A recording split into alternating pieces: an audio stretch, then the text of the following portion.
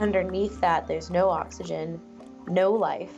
And down there, we found conchs and conch shells and hermit crabs that had fallen into the hole and suffocated, really. Scientists just confirmed that the next 100 years will see more hurricanes hit the Caribbean than any century in the last 5,700 years. They know this because of a hole in the ocean floor off the coast of Belize, a hole that has been quietly recording every storm, every drought, and every civilizational collapse since before the pyramids were built. And the entry it is writing about our era is the worst one in its entire archive. The bombshell nobody saw coming. Most people who talk about the Great Blue Hole stop at the mysterious tracks or the preserved human bodies. What almost nobody is talking about is the real discovery. The one that came out of that same hole years after the famous expedition in a paper published in March 2025 in the journal Science Advances. And what it contained should genuinely frighten you. In the summer of 2022, a team of scientists shipped a drilling platform across the Caribbean Sea specifically to reach the same hole that had captivated the world 4 years earlier. They lowered their drill into 320 feet of water and began pulling sediment from the floor.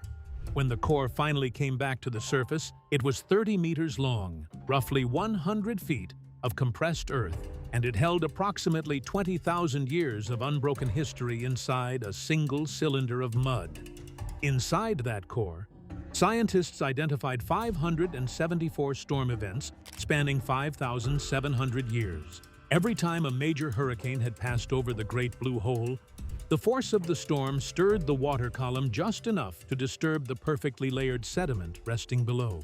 The result was a thin but distinct event layer pressed into the mud, like a fingerprint. Scientists could literally read 5,700 years of hurricane history the same way you read the growth rings inside a tree trunk.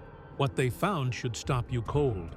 Over 5,700 years, the average storm activity in this region followed a recognizable natural rhythm. There were periods of higher activity and periods of quiet, driven by solar cycles and volcanic events. Scientists had a baseline. They knew what normal looked like. But when the researchers reached the most recent decades, something broke the pattern completely. The last 20 years showed storm frequency higher than any point in 5,700 years of recorded history. Dr. Dominik Schmidt from Goethe University Frankfurt told his colleagues in the paper that the frequency of storm landfalls in this region over recent decades was far beyond anything seen in the last 6 millennia. His colleague, Professor Eberhard Gischler, projected that approximately 45 tropical storms and hurricanes could pass over this region within this century alone. Professor Martin Mellers from the University of Cologne stated plainly that this maximum frequency could not be attributed to any long-term natural increase or any short-term natural fluctuation recorded in the previous 5,700 years. It was almost certainly the consequence of human-caused climate change. To understand why the 2018 expedition mattered as much as it did, you have to go back 53 years to a Frenchman on a converted wooden minesweeper making his way through the Caribbean. The man who left the most famous unfinished story in ocean science.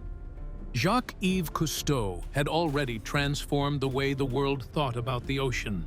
He had co-invented the aqualung, produced award-winning underwater documentaries, and turned deep-sea exploration into something millions of ordinary people genuinely cared about. By 1971, he was arguably the most recognized ocean explorer on the planet. When his ship, the RV Calypso, arrived at the Great Blue Hole off the coast of Belize, the world paid close attention. Getting the Calypso to the Blue Hole at all was not simple. The hole sits inside Lighthouse Reef, an atoll surrounded by shallow coral formations that could easily tear the bottom out of a large vessel. Cousteau's team spent more than a month mapping a safe passage through the reef before the Calypso could even approach the outer edge. There are reports in the original expedition footage, and from accounts that followed, that dynamite was used to widen a section of the reef to allow the Calypso passage. Whether that detail sits comfortably alongside his conservation legacy is a question worth sitting with. Once inside, Cousteau deployed the SP-350 Denise, nicknamed the Diving Saucer, a small disc-shaped two-person submarine he had co-designed with engineer Jean Mollard back in 1959. It weighed 3.5 tons, carried underwater cameras, adjustable lights, and a mechanical manipulator arm, and could reach depths of 400 meters. Alongside it went smaller one-person submersibles called Sea Fleas, each roughly 2 meters by 3 meters and capable of reaching 500 meters. What Cousteau found stopped the scientific community cold. Deep inside the walls and ceiling of the hole hung enormous stone columns that could only be stalactites. Cousteau knew immediately what their presence meant. Stalactites cannot form underwater. They grow through the slow dripping of mineral water over centuries, a process that requires open air in a dry cave. Their presence, hundreds of feet beneath the Caribbean surface, meant only one thing. This hole had once been a dry cave standing above the ocean on a limestone plateau. The ocean had risen and swallowed it entirely. Cousteau also identified 3 distinct horizontal shelves carved into the limestone walls at depths of 69 feet, 161 feet, and 299 feet. He measured the stalactites and found they were tilted at angles between 11 and 13 degrees off, perfectly vertical. He confirmed the overall depth at approximately 410 feet. He declared the Great Blue Hole one of the top dive sites in the world, a single statement that transformed it from a regional curiosity into a global pilgrimage for divers seeking something they could not find anywhere else. But then he stopped. The technology of the 1970s could not safely navigate or study the strange, dense, dark layer that sat at around 300 feet depth, a zone where the instruments began sending warning readings, and where the water itself seemed to change its character entirely. The full interior of the hole was never mapped. The deepest answers stayed sealed. Cousteau left the world a partial story and the most famous unresolved question in ocean science. Fabien Cousteau, his grandson, summed it up simply in later interviews. From the royal family of oceanography, per se, the grandson of the world-famous Jacques Cousteau is taking his legacy to new heights, new depths. We're delighted to welcome Fabien Cousteau with us here on the set. He said his grandfather's team paved the way to understanding how special the Blue Hole is, but it was 1960s technology. The door had been opened. It would take almost 50 years and an entirely different generation of machines for someone to walk through it completely. The mission that finished what Cousteau started. By 2018, a very different team was assembling to go back. This was not going to be a cautious, incremental survey. It was going to be a full technical assault on one of the most hostile underwater environments on the planet, broadcast live to a global audience on the Discovery Channel on December 2nd, 2018. The organization behind the mission was Aquatica Submarines. Going out to the Blue Hole, we're going to have a live broadcast from the bottom of the Blue Hole. We're going to, with a sonar partner, we're going to be building a 3D map to see really what happens in the Blue Hole. We capture a great deal of data just passively with our submarine with various sensors. A Vancouver-based company led by President Harvey Fleming. Their primary vessel was the Stingray 500, a 3-person aluminium submarine built with a massive panoramic dome that offered views forward, sideways, and above simultaneously. The aluminium hull was a deliberate engineering choice. The chemical layer the team intended to penetrate was corrosive enough to destroy steel, so every piece of metal on the submarine that might contact it had to be aluminium. The second submarine used was the Idabel, a carbon steel vessel rated to 3,000 feet, operated by Carl Stanley of the Roatan Institute of Deep Sea Exploration, which required constant corrosion monitoring throughout the dives near and below the chemical layer.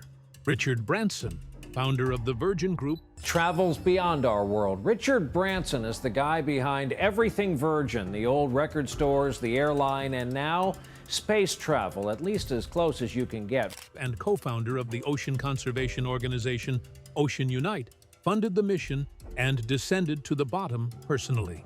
Writing on his blog after the dive, Branson described looking down at 300 feet and seeing the physical evidence of where land had turned to sea, calling it one of the starkest reminders of the danger of climate change he had ever seen.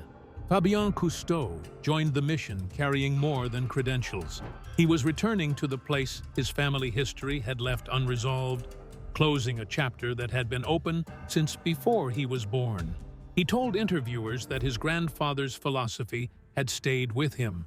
People protect what they love what they understand, and they understand what they are taught. The sonar system came from Kongsberg Maritime. Expert Mark Atherton deployed a dual-axis scanner on a weighted tripod that was lowered from the surface vessel to 21 separate positions around the perimeter of the hole. An SBG systems receiver locked GPS coordinates the moment each tripod contacted the bottom. The tripod and scanner together weighed 21.7 kilograms. All 21 scan positions were stitched together using overlapping coverage into a single complete mosaic of the interior. A multi-beam sonar mounted to the front of the Stingray 500 handled close-range detail mapping during the actual dives. The expedition ran from November 27th through December 13th, 2018. 22 dives were completed. When the team surfaced for the last time, they carried the first complete three-dimensional sonar map of the Great Blue Hole's interior ever produced. Every wall, every ledge, every cavern, every feature rendered in high resolution and delivered to the Belizean government and the scientific community. But the map was not the story. The story was what the map was hiding. A cave that survived. The end of an ice age. The first thing that shifts when you look at the complete sonar map of the Great Blue Hole is your sense of what you thought you understood about it. The hole is 318 meters wide and 124 meters deep, roughly equivalent to a 40-story building measured from the bottom up. That number alone is extraordinary, but the internal structures the sonar revealed push this from remarkable into something that genuinely rewrites your understanding of deep time. As the submarines descended through the first 100 feet of the hole, the walls came alive with enormous stalactites. Some measured over 40 feet long and 2 feet across. Below the primary stalactite zone at around 130 to 160 feet, deeper caverns appeared with additional formations, stalagmites rising from below, and full columns where the two types had grown together over centuries. All of them were now encrusted in marine growth after thousands of years submerged. Then the sonar data revealed something that made every person in the cockpit go quiet. The stalactites were not perfectly vertical. Bergman ran the measurements again, thinking it was a calibration issue. It was not. Some of the formations were tilted by as much as 12 degrees off their original axis. What made this even more specific was a detail that only the high-resolution sonar could catch. Some individual stalactites were half-tilted and half-straight. The upper, older portion of the formation recorded the angle of the tilt event. The lower, newer portion had resumed growing perfectly vertical in the years after the tilt occurred, following the new gravitational orientation.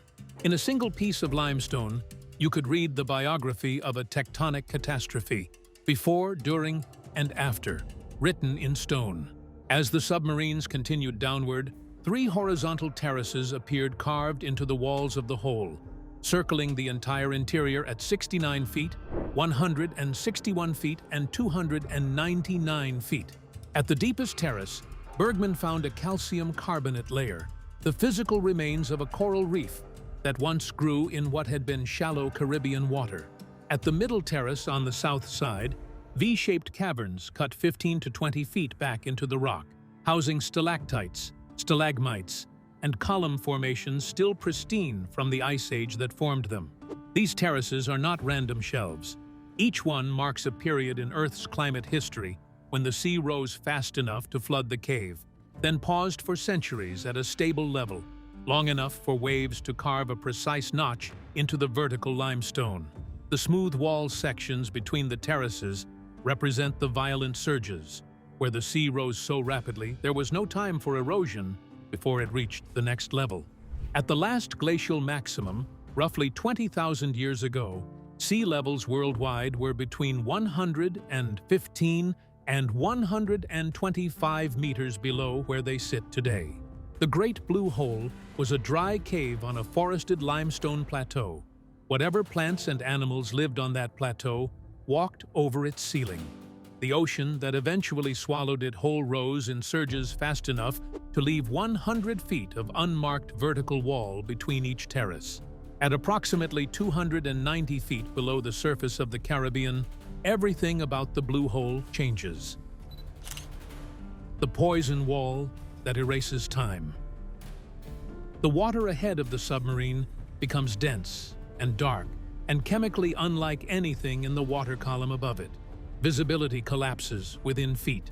The external cameras fill with a yellowish-green haze, thick enough to absorb the submarine's floodlights almost instantly.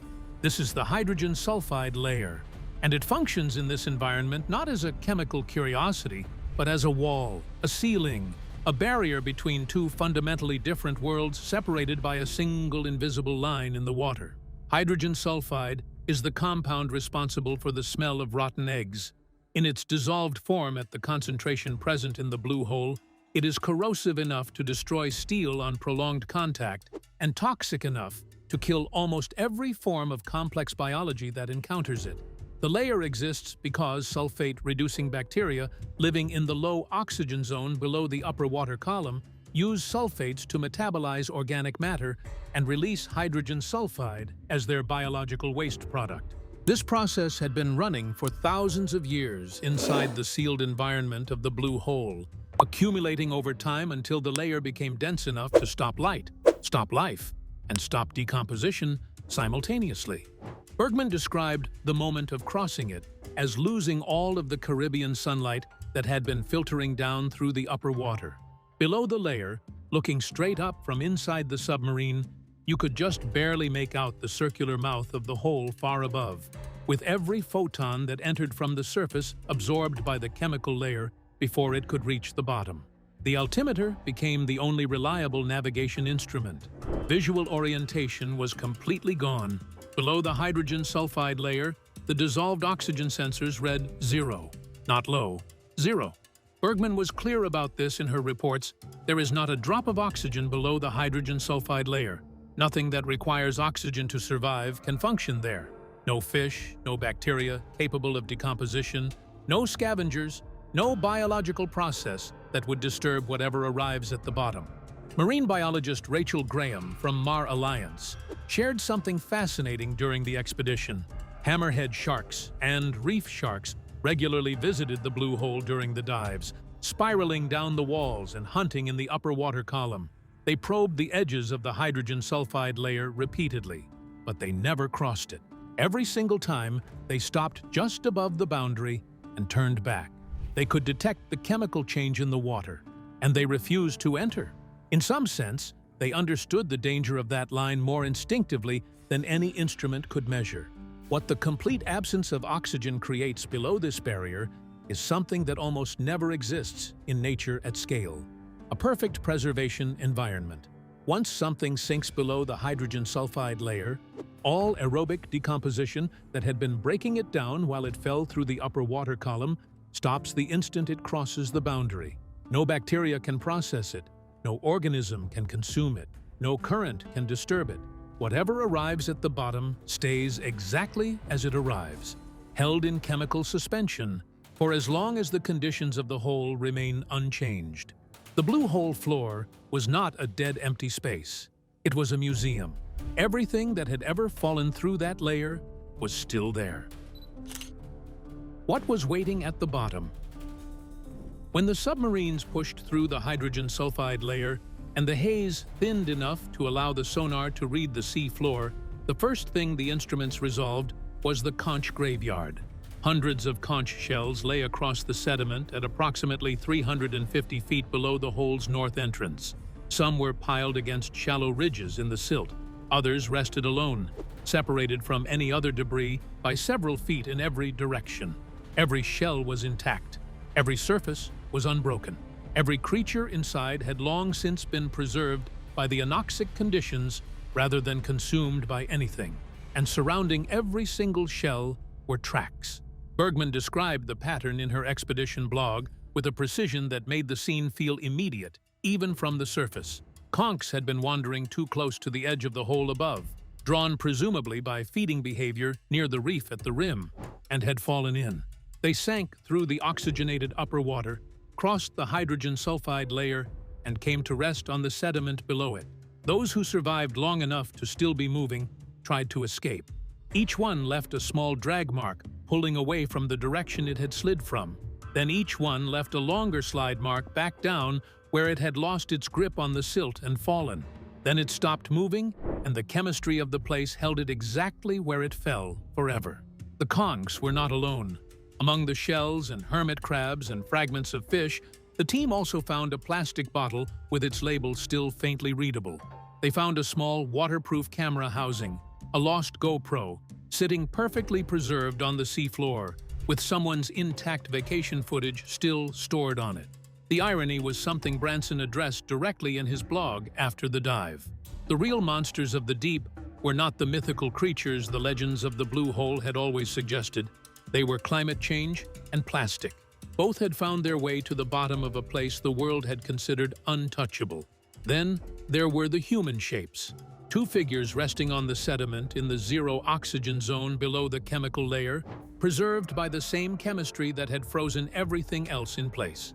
They were divers who had gone missing in the Blue Hole during separate incidents in prior years. Bergman notified the Belizean authorities. The team discussed what to do. The decision was unanimous. No recovery attempt would be made. In an interview with Business Insider, she described it simply. It was very dark and peaceful down there, and everyone agreed to let them stay. Their identities were never confirmed publicly. The Blue Hole is known to have claimed at least 3 divers over the years. 2 of them remain on the sediment at the bottom, held in the same preservative dark that holds the conchs and the GoPro and the plastic bottle, unchanged and undisturbed. And then there were the other tracks, the ones that had nothing to do with conchs. Bergman described them to Newsweek with visible uncertainty, crisscrossing circles right around the center of the hole's floor, with no indication of what had made them, not near the sloped edges where the conchs had died. At the geometric center of the floor, the flattest and most distant point from every wall. The patterns looped. They crossed each other. They showed direction changes. The compression depth in the sediment suggested sustained pressure applied across multiple passes rather than a single moment of contact. The instrument data ruled out every straightforward explanation. No submarine landing gear matched the geometry. No current could exist in that environment. No falling debris curves, doubles back, and crosses its own path without erasing it. No organism known to science can survive in a zero-oxygen environment at over 300 feet, while generating the lateral force required to carve repeating curves across a sediment floor. Bergman told CNN Travel, "The tracks remain open to interpretation. No peer-reviewed analysis of this specific feature has been published.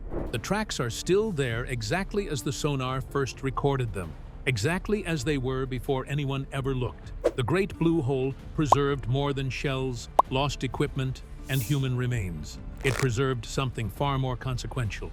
It preserved time itself, in a form scientists had been searching for decades. The diary entry that should terrify us. Because there is no circulation inside the hole, no bottom-dwelling organisms, no tidal exchange, and no disturbance in the anoxic zone, the sediment at the floor accumulates in perfect, undisturbed annual layers. It's not flat down there. If you imagine a cup of water, and if you poured a bunch of sand from the edges down that cup, what it forms in the middle is this little ridge of sand that runs all the way around the inside of the Blue Hole. So we call it the big berm that's built up on the sides of the Blue Hole. Every year, a thin blanket of fine particles settles out of the water column above and comes to rest on whatever layer was deposited the year before. Storm events create a recognizable disruption layer, slightly coarser, slightly thicker, distinct from the quiet layers on either side of it. Scientists can read the sequence the way a doctor reads an X-ray, identifying individual years, storm events, droughts, periods of unusual calm, working backwards for thousands of years without a single gap in the record. When researchers from Goethe University first analyzed sediment cores from the Blue Hole in 2008, they reconstructed 1,500 years of late Holocene Caribbean climate history and found preserved records of the medieval warm period, the Little Ice Age, and several major hurricane cycles within that window. But then came a discovery embedded in the earlier layers that had nothing to do with the ocean. It had to do with the Maya. Geologist Dr. Andre Droxler from Rice University analyzed sediment cores using the ratio of titanium to aluminum in the layers, a chemical proxy for how much rainfall had washed material off the surrounding land and into the hole each year.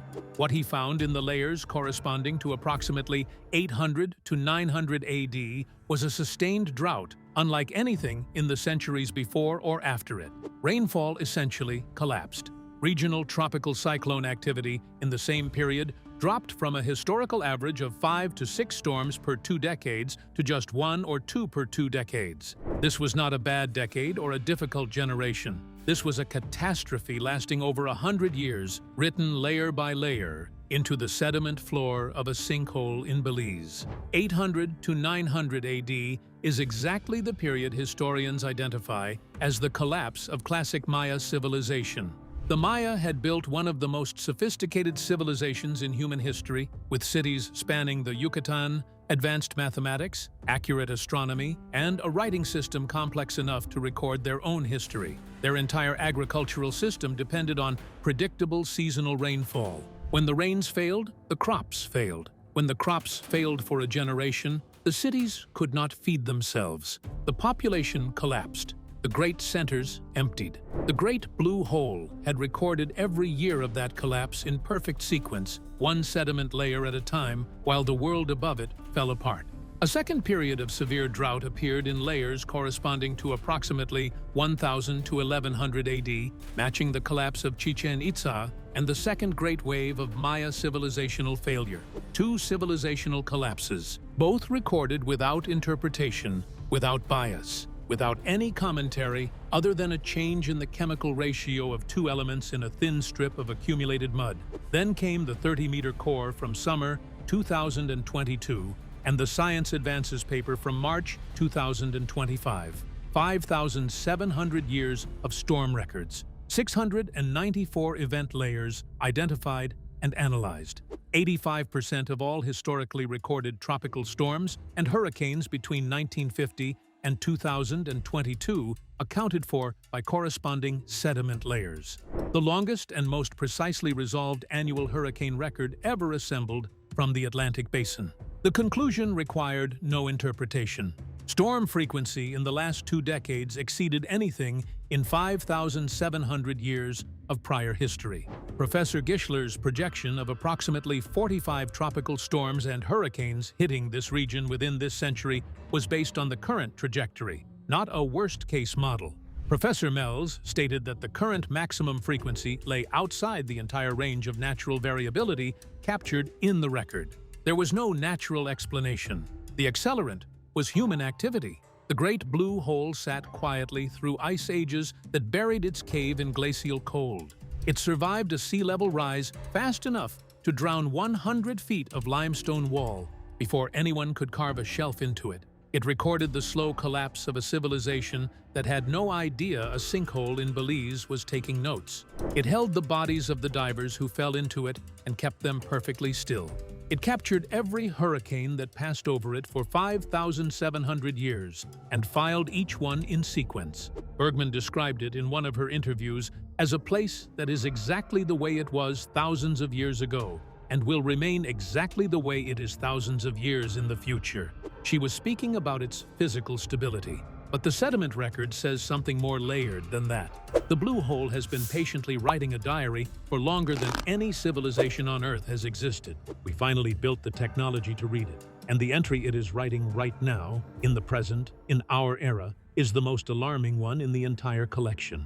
The tracks at the center of the floor remain unexplained. The bodies remain exactly where they came to rest. The stalactites remain tilted at 12 degrees, captured mid-catastrophe by a tectonic force that moved an entire reef platform and left the evidence frozen in limestone. And the sediment keeps falling, one layer at a time, recording whatever the ocean above it decides to send down next. The Blue Hole is not just the most famous dive site in the world, it is the only place on Earth where you can read the full story of what happens when seas rise, droughts spread, and civilizations fail to pay attention. Drop your thoughts in the comments and tell us whether the climate archive or the unexplained tracks at the bottom disturbed you more.